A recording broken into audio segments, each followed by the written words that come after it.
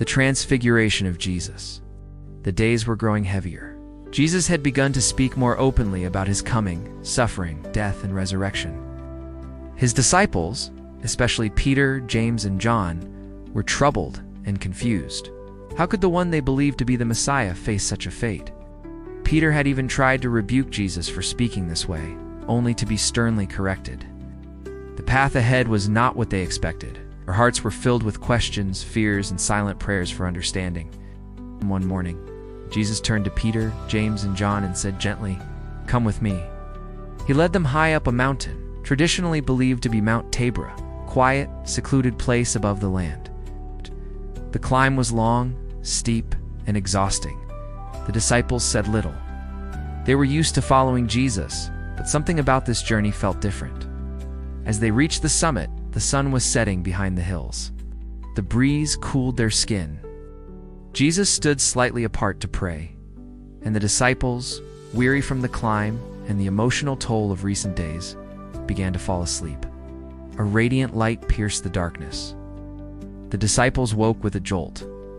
What they saw could hardly be described. Jesus was no longer as they knew him. His face shone like the sun in its full strength. His clothes became white as lightning, glowing with a purity not of this world. He stood transformed, divine, majestic, resplendent in glory. As their eyes adjusted to the impossible brightness, they saw two figures beside him, Moses and Elijah.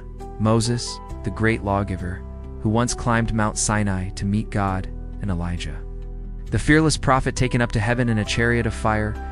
The two spoke with Jesus, not as ghosts, but as honored companions. They spoke about his departure, his coming death and resurrection in Jerusalem. Peter, overwhelmed, confused, and awestruck, blurted out, "Lord, it is good for us to be here. If you wish, I will put up 3 shelters, one for you, one for Moses, and one for Elijah." He didn't fully understand what he was saying. He wanted to preserve the moment, to make the mountaintop experience permanent. But God had other plans. The voice from the cloud. Even as Peter spoke, a thick, bright cloud descended upon them. It enveloped them, glowing with a holy light, and a voice thundered from within. "This is my beloved Son, in whom I am well pleased. Listen to him." The sound was terrifying, and the disciples collapsed to the ground in fear, faces to the earth, hearts pounding.